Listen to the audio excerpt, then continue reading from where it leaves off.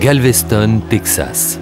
C'est ici, dans cette ville située au bord du golfe du Mexique, qu'attend le Stella Solaris, l'étoile solaire. Un nom prédestiné pour une croisière placée en partie sous le signe des astres. Tandis qu'à moins de 70 km, à Houston, se tient le centre spatial de la NASA, véritable QG depuis Apollo 13 de la conquête spatiale américaine, les passagers du Stella Solaris embarquent pour un voyage qui va les conduire jour après jour à la rencontre d'une civilisation où l'astronomie tint une place essentielle.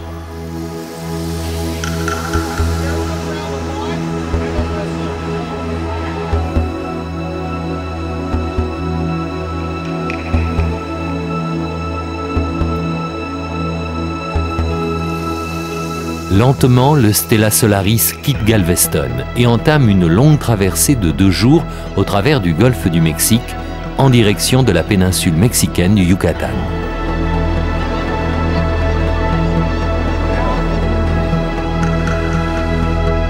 S'étirant sur plus de 1000 km de long et 600 km de large, le monde Maya recouvre une zone allant de l'actuel sud du Mexique, le Guatemala, le Belize, jusqu'à une partie du Honduras et du Salvador.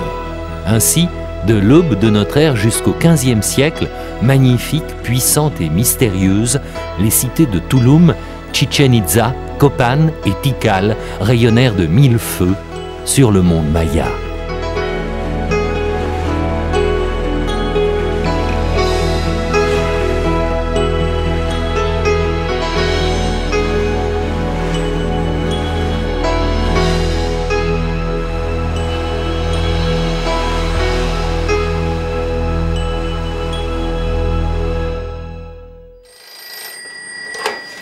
Yes, please. Can I help you? Jingo. Okay. But if you have the telephone, just pick up. Okay?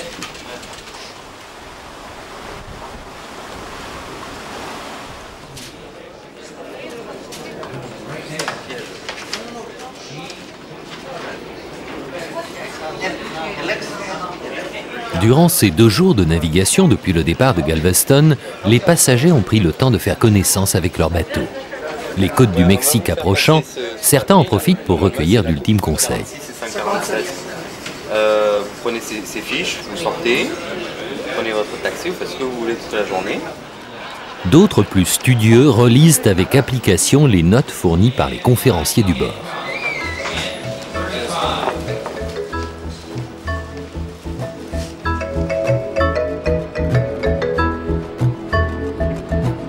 Le Stella Solaris arrive en vue de l'île de Cozumel.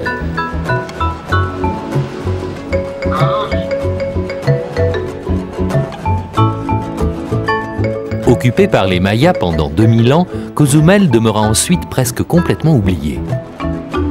Ce n'est qu'après la Seconde Guerre mondiale, quand le commandant Cousteau explora le récif de Palencar, que l'île fut révélée au monde entier.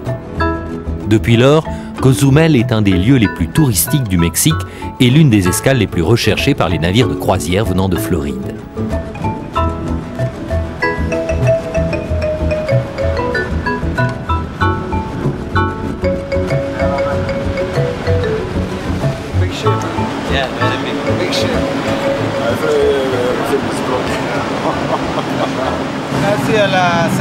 Normalement, on reçoit environ une vingtaine de bateaux par semaine. Les touristes qui viennent ici sont italiens, français, allemands. Il y a aussi des Américains, beaucoup d'Américains. Ah oui, beaucoup d'Américains? Oui, ils viennent de Floride, de Miami. Il faut 1 heure pour relier Playa del Carmen à Cozumel avec ce bateau.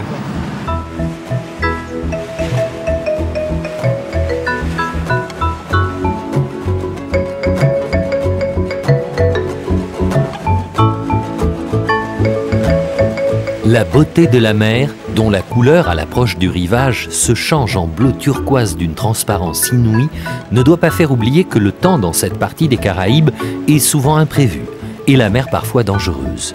C'est ainsi que l'un des créateurs du monde dans la mythologie maya s'appelait Huracan. Passé à la postérité, son nom devint ouragan.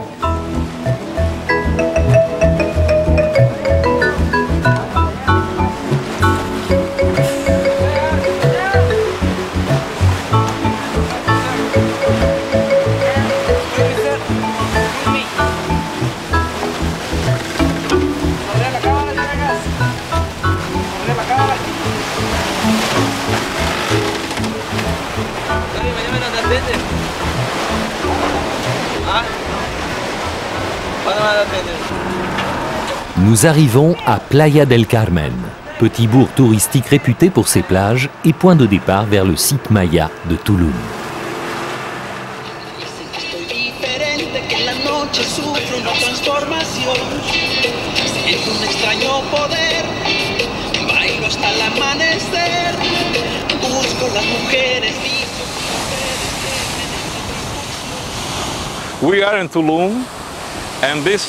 Nous sommes à Tulum et cette ville est située au bord de la mer des Caraïbes.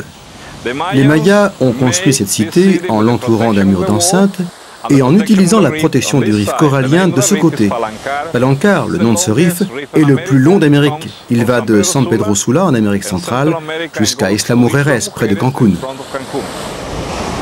Fondé en l'an 1200, Tulum connaît son apogée 2 siècles plus tard, vers 1400. C'était à l'époque un port de commerce le long des voies maritimes de la côte est du Yucatan. Dominant la mer des Caraïbes, certains édifices comme le Castillo servaient de poste de guet ou bien de repère pour les navigateurs. En 1518, le conquistador Juan de Grijalva croise au large de Tulum. Apercevant des temples magnifiques couverts de fresques que protègent des guerriers parés de plumes, il compare Tulum à Séville. L'âpreté et la dureté de la traversée expliquent sans doute un tel enthousiasme, car Tulum est une modeste cité composée d'édifices aux dimensions réduites. Afin de masquer la médiocre qualité de la construction, les murs des temples étaient recouverts de fresques à la décoration cosmique ou bien de sculptures en stuc représentant le dieu plongeant, symbolisant le dieu descendant du ciel pour recevoir les offrandes des hommes, mais en qui certains voient l'origine extraterrestre des Mayas. Le monument principal ici est le temple des fresques. On trouve aux angles de ce temple des personnages qui représentent la vie et la mort. C'est la dualité, être vivant ou bien mort.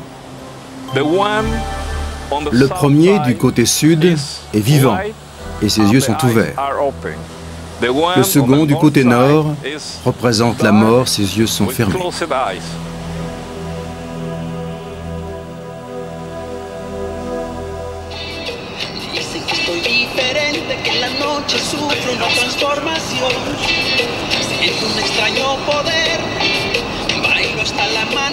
Une hutte rudimentaire au toit recouvert de feuilles de palme, bâtie sur une portion de terre cultivée arrachée à la forêt, c'est l'habitat traditionnel dans les basses terres du Yucatan.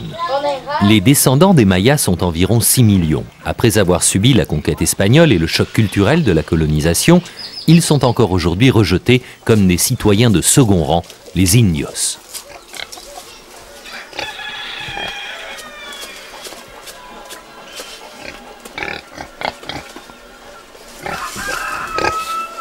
Un peu comme une manière de rester fidèles à leurs glorieux ancêtres, ils continuent à parler le maya. Ah, tu veux parler le maya? Non, je ne parle pas maya. Mais peux-tu me dire, tu te sens maya ou bien mexicaine? Non, seulement maya. Tu es fière d'être maya? Je parle un peu espagnol, mais autrement, non, je parle le maya.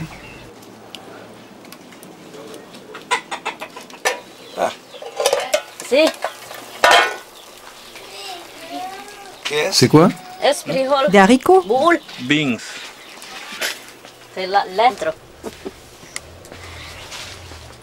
Base de la chambre à coucher en pays yucatèque, le hamac était autrefois tissé en fibre d'agave.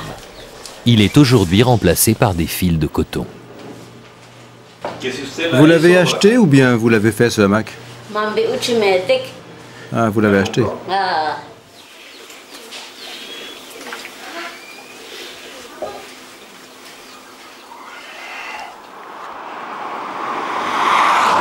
La péninsule du Yucatan est une immense plaine recouverte d'une plaque calcaire. Cette dernière s'étant effondrée par endroits, la nappe d'eau souterraine affleure à l'air libre sous la forme de petits gouffres à ciel ouvert, les cénotes. Pour les Mayas, les cénotes étaient sacrées. Ils y jetaient des offrandes allant parfois même, comme dans le grand cénote de Chichén Itzá, jusqu'à y faire des sacrifices humains. Aujourd'hui, ces puits, qui se comptent par centaines dans tout le Yucatan, constituent de petites sources de revenus pour leurs propriétaires. Moyennant quelques pesos, on peut s'y baigner, ou bien, pour certains d'entre eux plus profonds et donnant accès à des réseaux souterrains, y faire de la plongée libre.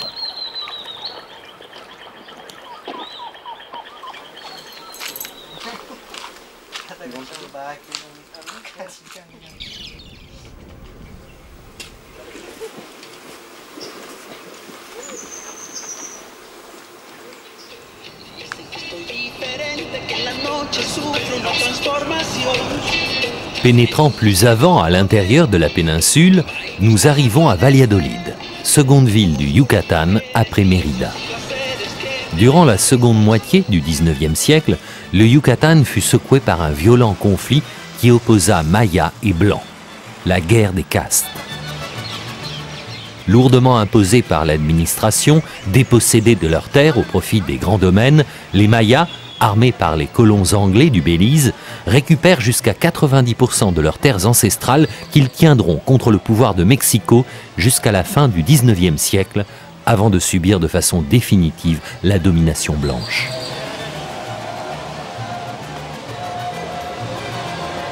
Loin des épisodes sanglants de la guerre des castes dont elle fut le théâtre, Valladolid offre aujourd'hui le visage d'une ville paisible et accueillante.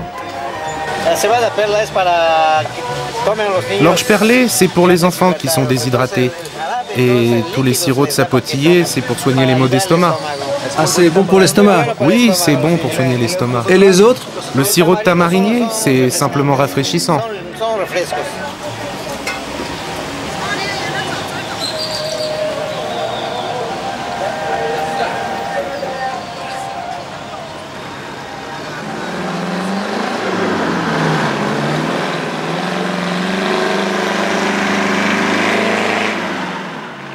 Dernière étape de notre périple mexicain, Chichén Itzá, sans doute le plus célèbre des sites mayas.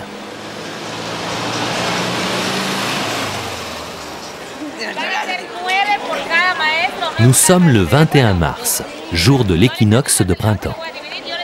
Le monde se presse pour admirer Kukulcán, le serpent à plumes qui a donné son nom à la pyramide et auquel les rayons du soleil couchant en ce jour précis doivent insuffler la vie en ondulant tout le long de l'escalier nord de la pyramide.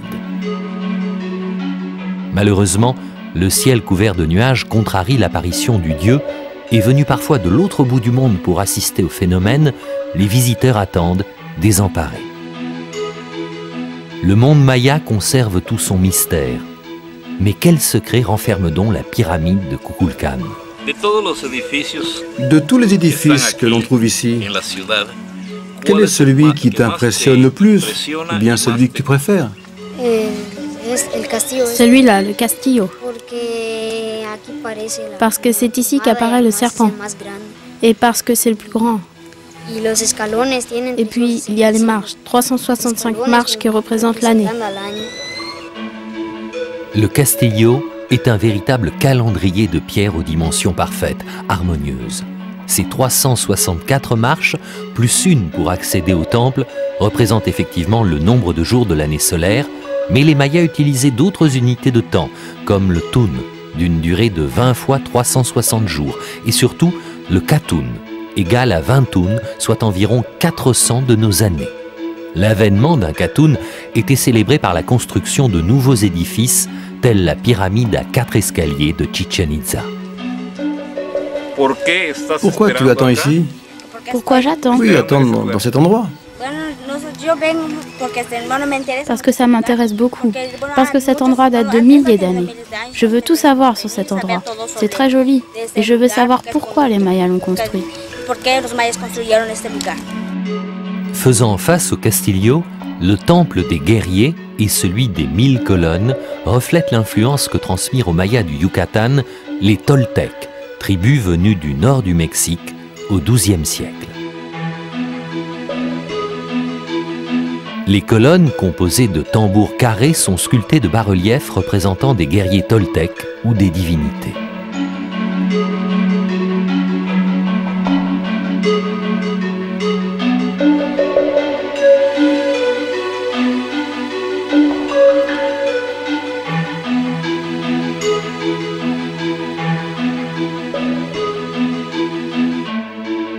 brillants savants, astronomes ou mathématiciens, les Mayas du premier millénaire n'en étaient pas moins cruels, comme en témoigne le Tzompantli, sorte de palissade de pierre où sont représentés en une large frise des crânes trophées empalés sur des pieux.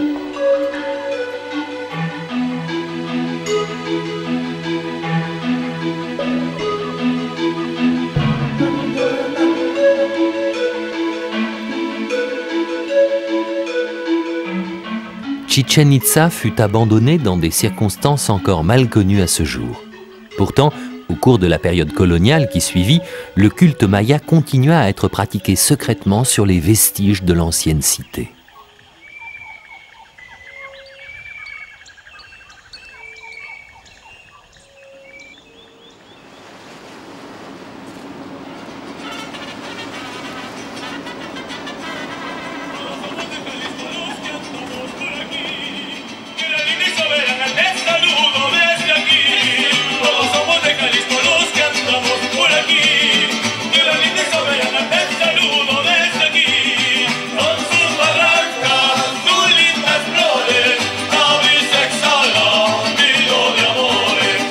De retour à bord du Stella Solaris, tandis que dans le grand salon les mariachis s'en donnent à cœur joie, nous recueillons les confidences de Scott Carpenter, l'un des tout premiers astronautes américains, qui évoque son admiration pour les anciens Mayas.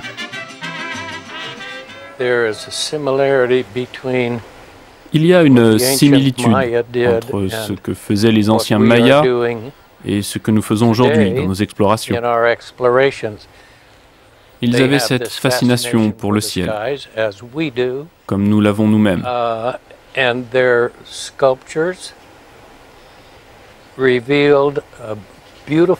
Et leurs sculptures magnifiques nous montrent ce qu'ils réalisaient dans leur recherche de la compréhension du ciel. C'est une belle chose qu'au travers de leurs recherches, ils aient réussi à expliquer l'inexplicable. Et c'est une chose très satisfaisante de voir qu'ils font exactement comme nous, avec l'exploration de la mer et de l'espace.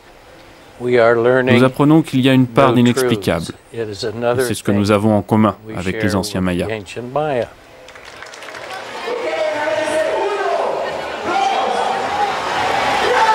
Carlos and Charlie's, c'est le lieu de rendez-vous pour tous les membres d'équipage des bateaux quand ils sont en escale à Cozumel.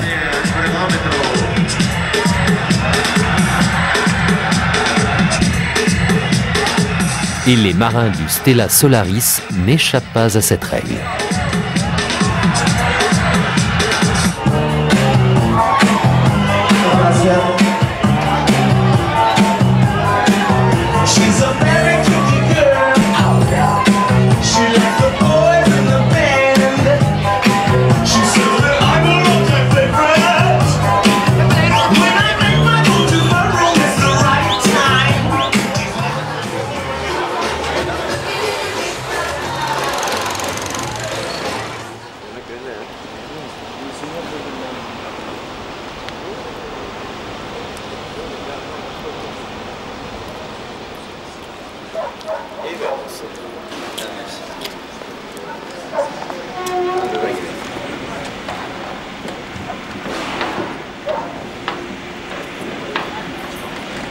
Tard dans la nuit, après que les marins aient regagné le navire, l'homme chargé de la sécurité incendie engage dans les coursives son étrange balai.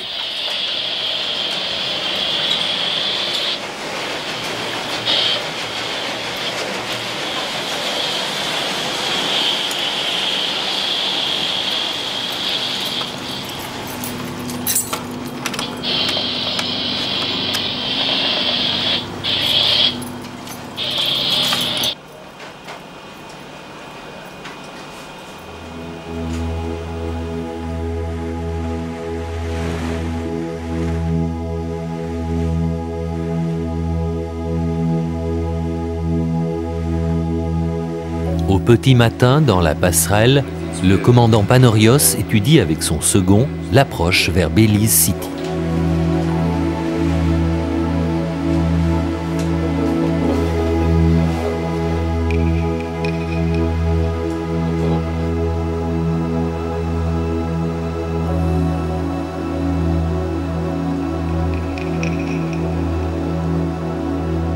Belize City est protégée par le prolongement du récif corallien entreaperçu au Yucatan en face de Tulum.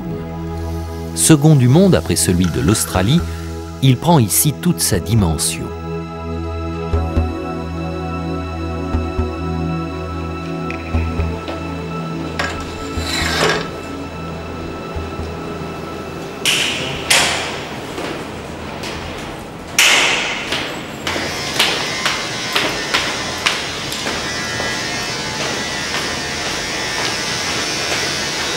Tandis qu'un salon de coiffure improvisé vient d'ouvrir ses portes, le Stella Solaris se met à l'ancre. Les remous provoqués par cette manœuvre témoignent du peu de fond à cet endroit.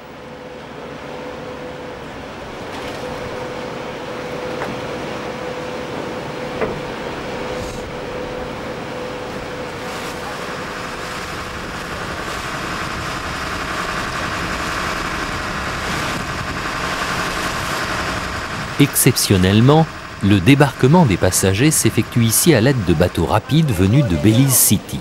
Ceux-là même qui assurent habituellement la liaison avec les Cailles, les îles protégées par le récif.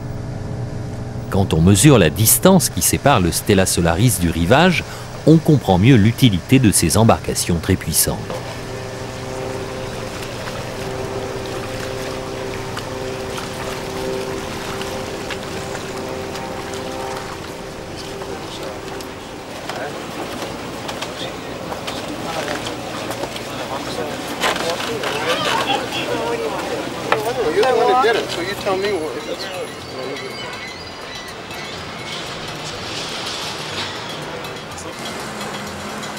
Un ouragan meurtrier fit perdre à Belize City au début des années 60 son rang de capitale au profit de Belmopan, situé à l'intérieur du pays.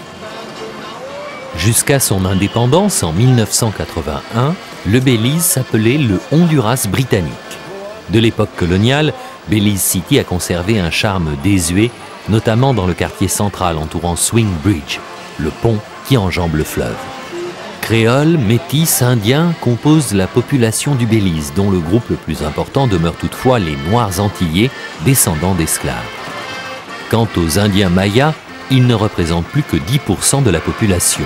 Chassés à l'intérieur des terres par les pirates et les corsaires, ils se sont réfugiés dans les forêts de l'intérieur. Ils ont été rejoints par leurs frères du Yucatan, fuyant le Mexique à la fin du 19e siècle, après la guerre des castes.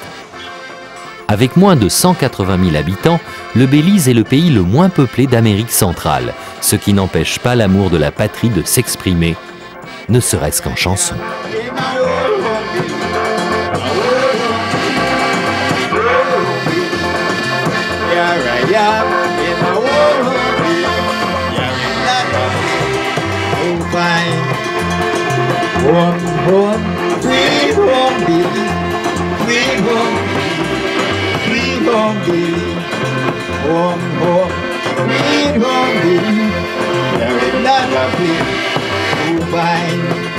Depuis l'époque des Britanniques, des choses ont changé pour vous, pour les gens?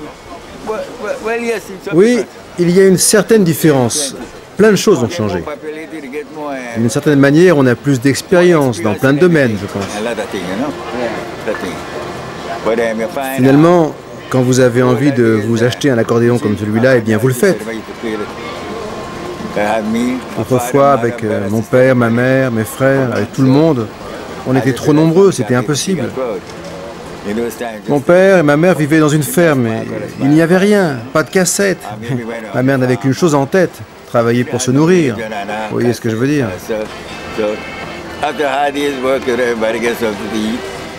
Ma pauvre mère me disait, c'est pas grave, souris. Alors je dansais avec elle. Quand je pense à tout ça, je préfère avoir choisi ma voie et trouver la paix.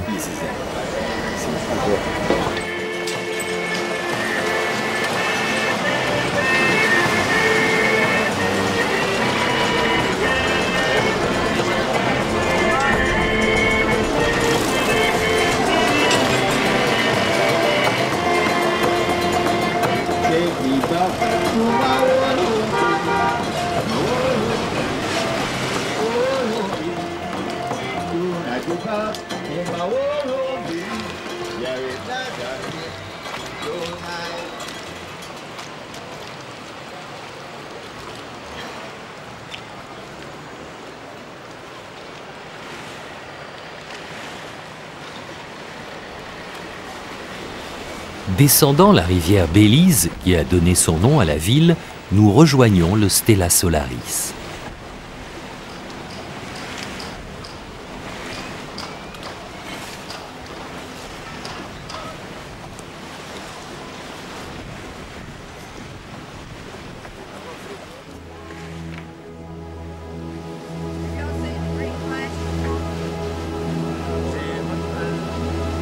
À l'approche de cette fin de journée, un petit groupe de passagers réunis autour du conférencier tente d'apercevoir sans succès le célèbre rayon vert qui marque le basculement du soleil au-delà de l'horizon.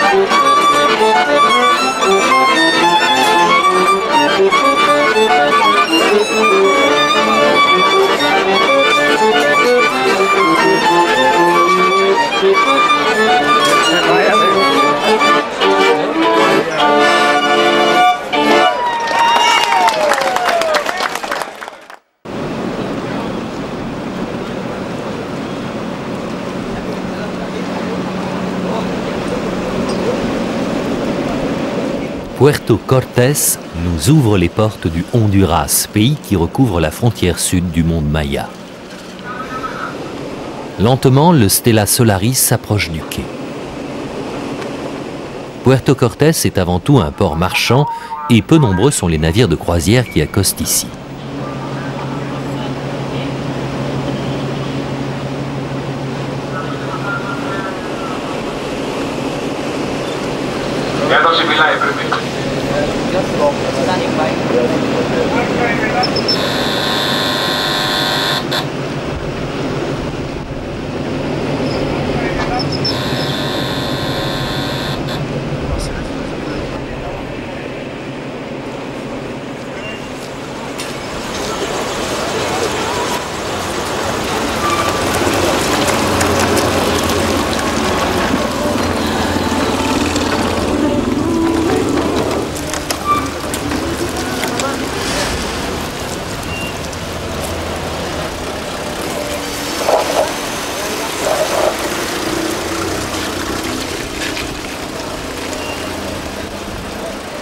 La pluie fine qui a accompagné notre arrivée ayant cessé, nous prenons la route qui pénètre à l'intérieur du pays, en direction de Copán.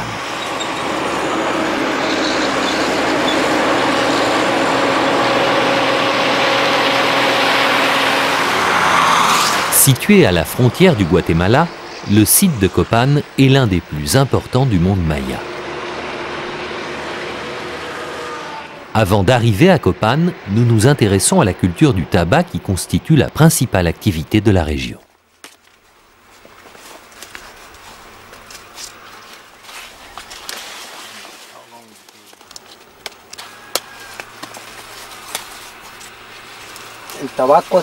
La culture du tabac prend 70 jours. Tout d'abord on sème, et après 70 jours, on peut couper.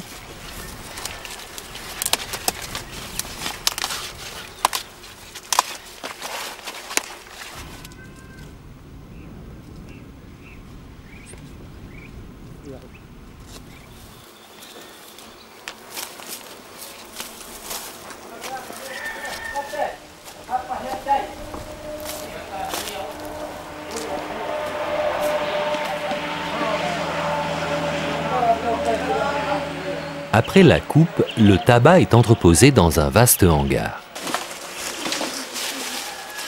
Là, Détachées de leurs branches, les feuilles de tabac sont suspendues afin de sécher.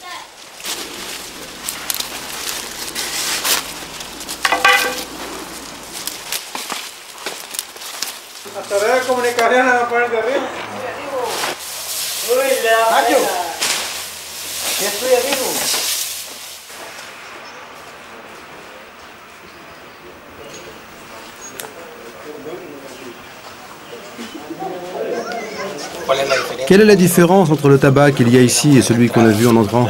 La différence, c'est que celui-là vient d'être coupé. Il est encore vert, pas assez sec. On vient juste de le suspendre. Quand il sera sec, il sera comme l'autre. Ouais. Ça fait combien de temps qu'il est suspendu ici? Ça fait 4 jours. Ouais, 4 jours. Et l'autre? Ça fait plus d'1 mois. Plus d'1 mois.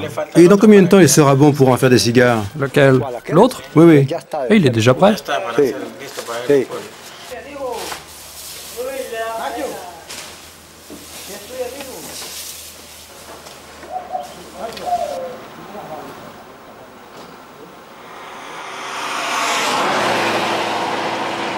À quelques mètres de là, juste de l'autre côté de la route, Maria gagne quelques lempiras, la monnaie hondurienne, en fabriquant des cigares. Où trouvez-vous le tabac? Je l'achète un peu n'importe où. À des gens qui travaillent dans les champs, c'est eux qui m'en apportent. Quand je ne fais rien d'autre, pas de ménage, pas de cuisine, j'en fais 300 par jour. 300 par jour? Oui, oui. Mais comment les gens savent que vous vendez des cigares? Parce qu'ici, il y a beaucoup de passages. Et puis les gens cherchent toujours où trouver de bons cigares. Alors c'est comme ça qu'ils viennent ici.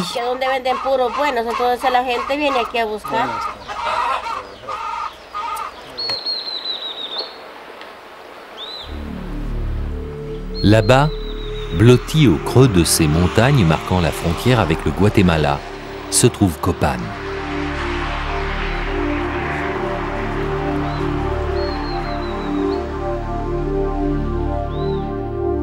Copan, comme tous les grands sites mayas, était une véritable ville et pas seulement un centre politique ou religieux. La première date inscrite à Copan est l'an 435, mais c'est au 8e siècle que la cité connaît son apogée. Tous les souverains de Copan empruntaient leur nom aux astres ou aux animaux de la forêt environnante. Entre tous, le roi qu'on appelait 18 lapins est sans doute le plus célèbre. On lui doit l'achèvement de l'acropole et les gradins qui entourent la grande place. Plus intéressé, semble-t-il, par l'art que par la guerre, le roi 18 lapins est capturé par les guerriers de la cité rivale de Quirigua et sacrifié le 3 mai 738. Les souverains qui lui succèdent, comme Fumé-Singe, Fumé-Écureuil, poursuivent son œuvre. Mais au début du 9e siècle, sous le règne de Soleil Levant, son 16e souverain, Copan s'effondre puis disparaît. Capacité agricole insuffisante, raisons climatiques, on ne connaît pas véritablement les raisons qui ont marqué le déclin rapide de Copan, comme celle des principales cités mayas au 9e et 10e siècle. Ce qui est remarquable à Copan et qui distingue ce site maya de tous les autres, c'est la quantité et la beauté des sculptures, dont certaines sont parfois associées aux monuments.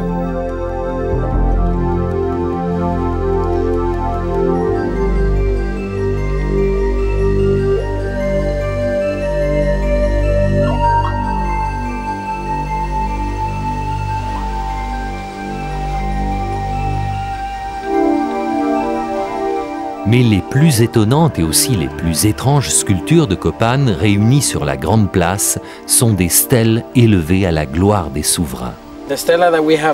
La stèle qui se trouve juste là derrière représente un des gouverneurs de Copan. On pense qu'il s'agit du 6e gouverneur de Copan, appelé Fumé de Jaguar. Comme vous pouvez le constater, il présente un exemple type des tenues que portaient les joueurs de balle. Protection pour la poitrine, les genoux et puis les hanches, afin de lancer la balle d'un côté à l'autre du terrain.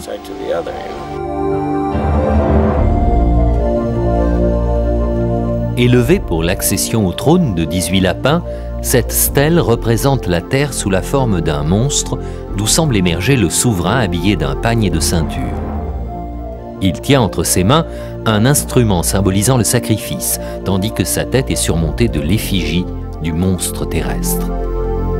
Sur le côté des stèles, des glyphes exprimant soit des syllabes, soit des concepts, rappellent que les Mayas étaient le seul peuple préhispanique à disposer d'une écriture capable de tout traduire.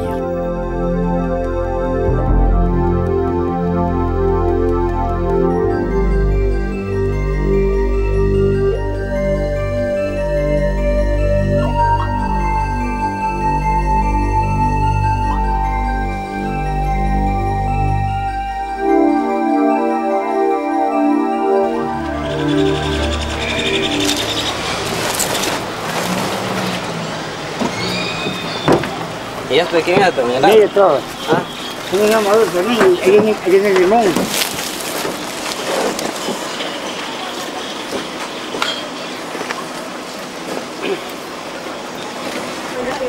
Murs chaulés, ruelles en damier autour de la place de l'église, le village de Copan, situé à moins d'1 kilomètre du site maya, a conservé son caractère traditionnel.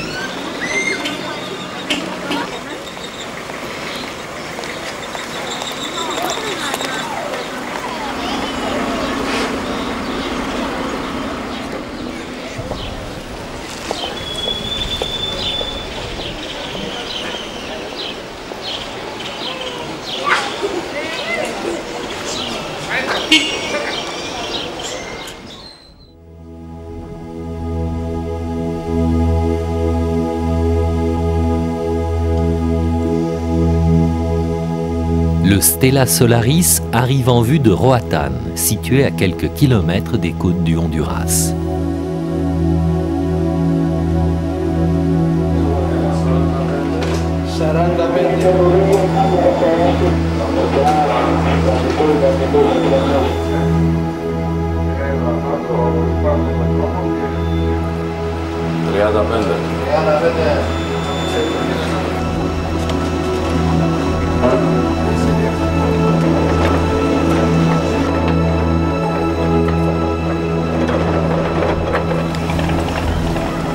L'île de Roatan, située en dehors de la zone de peuplement maya, occupe de ce point de vue une place originale dans la région.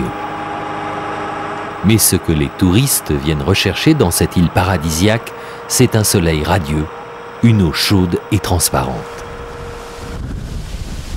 Sur ces deux points, Dorney Banks, que passionne l'histoire de son île, a une opinion. À cette saison, la pluie, le vent, c'est anormal. D'habitude, nous avons un climat tropical, ce qui signifie une température élevée et du soleil.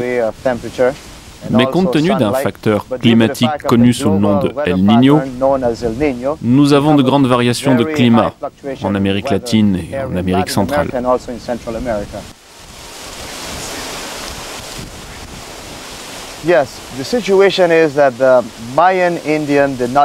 Oui, la vérité est que les Mayas n'ont pas séjourné sur cette île. Les Indiens d'ici étaient des païens. Il y a des traces de leur présence dans de nombreuses collines et montagnes. En différents endroits de l'archipel, on a trouvé de l'artisanat, différentes choses, des poteries et des restes de tables qu'ils utilisaient pour des cérémonies.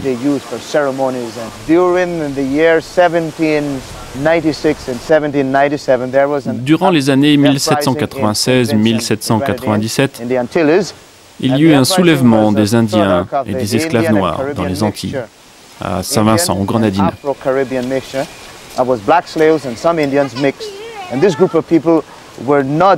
Ces gens n'étaient pas très excités par l'idée de rester esclaves.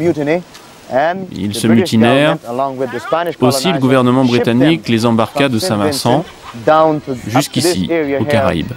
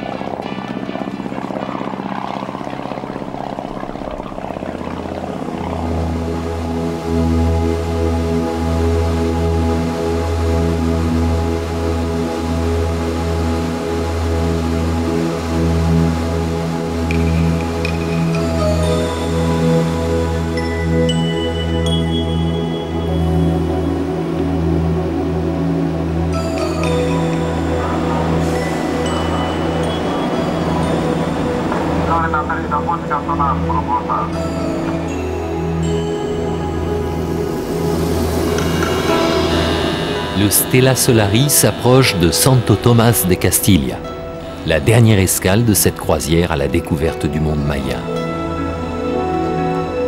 Ce petit port de commerce de la côte caraïbe du Guatemala semble comme adossé à l'épaisse forêt tropicale qui couvre toute cette partie du pays.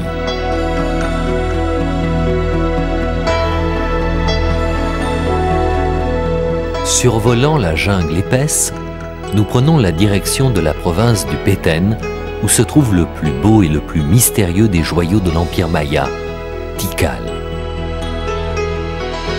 Avant de nous rendre à Tikal, arrêtons-nous à Flores. Située sur une île émergeant des eaux du lac Petén Itzá, Flores est une petite agglomération aux maisons peintes de couleurs vives.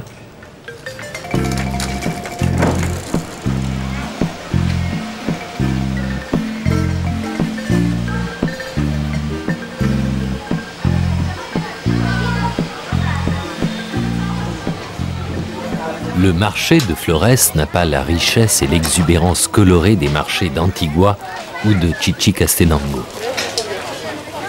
Ici, on compte avec précaution les mesures de maïs ou de piment. Tout ça c'est bon pour faire la cuisine, pour cuisiner. Les piments aussi sont bons pour cuisiner.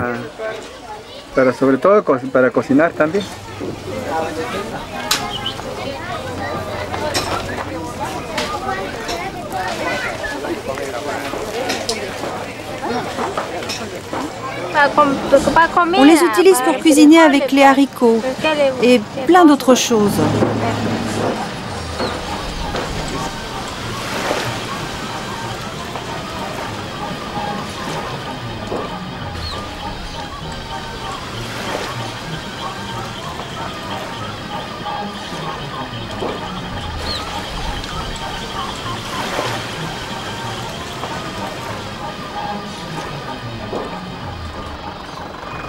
Sur la route qui conduit à Tikal, des enfants vendent des petites sculptures en bois représentant les animaux de la jungle maya. Debías de comprarnos algo, mira. Que sea un recuerditito. Aquí vale lo acabado. Mira, esta madera se llama jobillo. Jobillo. Jobillo, sí. Biojo. Es un leño muy duro.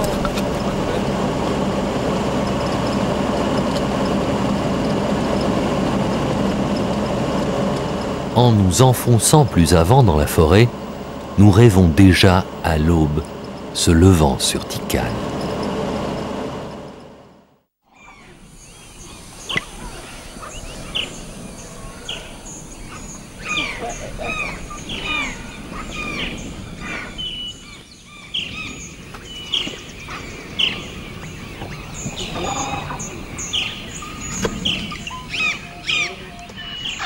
Installés au sommet de la pyramide du monde perdu, nous écoutons émerveillés le réveil de la forêt.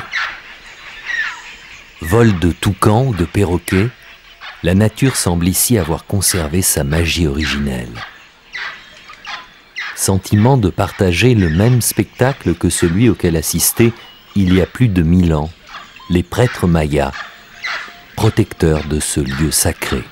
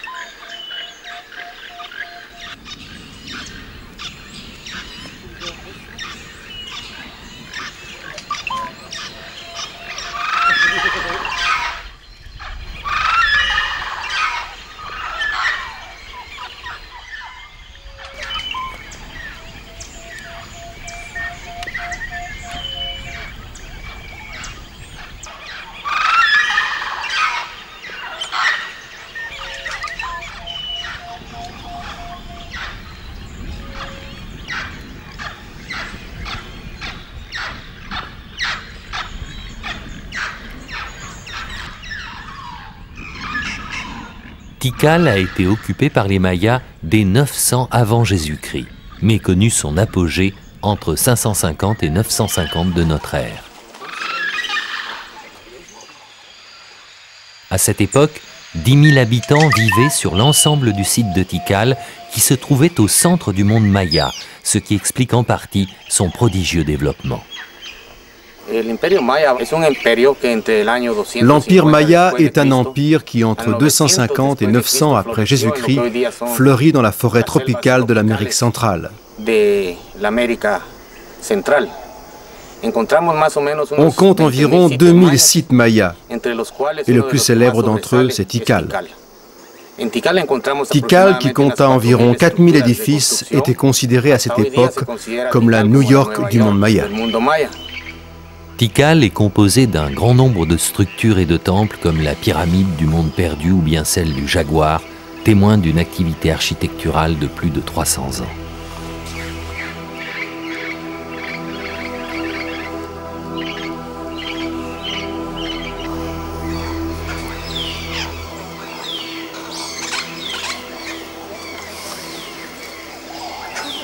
Habitant sympathique et familier de Tikal, un coati se promène nonchalamment parmi les ruines.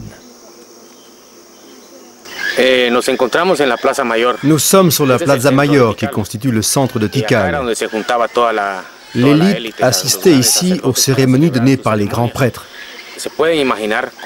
Peut-on imaginer un prêtre avançant près du temple avec sa coiffe de plumes, ses accessoires, ses colliers, ses bracelets, sa ceinture et une cape en peau de jaguar?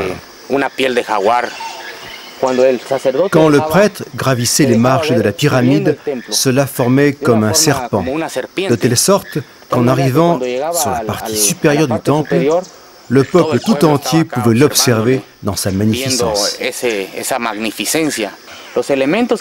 Parmi les éléments qui composent la pyramide, comme ici, il y a tout d'abord une stèle qui représente l'élan suprême. Ensuite, il y a 3 plateformes représentant l'harmonie, la stabilité. Ensuite, le niveau 4 représente les 4 points cardinaux. La partie supérieure avec la corniche, cela fait 5, les 5 extrêmes, les 5 sens. Et les 2 plateaux supérieurs, cela fait le niveau 7. Le 7 représentant l'arc-en-ciel, l'alliance entre le Dieu et ses hommes.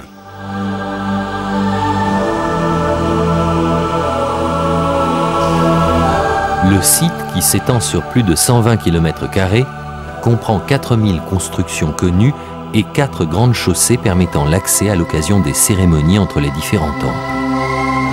Tikal est aujourd'hui le domaine réservé des singes hurleurs qui se balancent d'arbre en arbre, se nourrissant des fruits du sapotillier, arbre dont les Mayas savaient déjà extraire le chicle que l'on utilise aujourd'hui pour la fabrication du chewing-gum.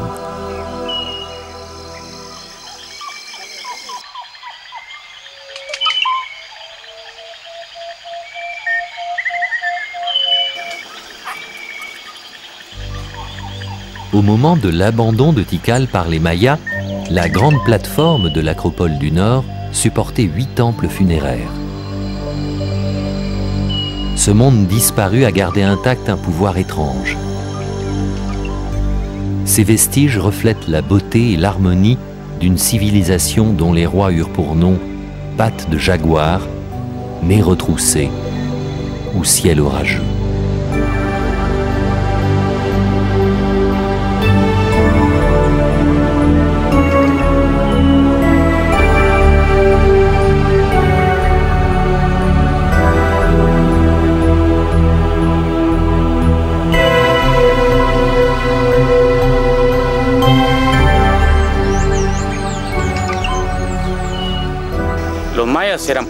Les Mayas étaient polythéistes, ils croyaient en plusieurs dieux, tout comme ils croyaient aussi en un dieu suprême. Les points cardinaux reflètent la création du monde, l'Est représentant la naissance de l'astre roi, l'Ouest marquant le soir, tandis que l'Est est rouge, l'Ouest est noir. Le Sud est représenté par le jaune et le Nord par le blanc, et le centre de la Terre est vert. Rayonnant depuis sa capitale, la civilisation maya s'est épanouie et a dominé cette partie de l'Amérique centrale pendant plusieurs siècles avant de disparaître, engloutie par la selva. Même Hernán Cortés, le conquistador, ne parvint pas à découvrir Tikal. Protégé aujourd'hui au cœur d'un parc naturel, ce lieu demeure le symbole de la magnificence et du mystère maya.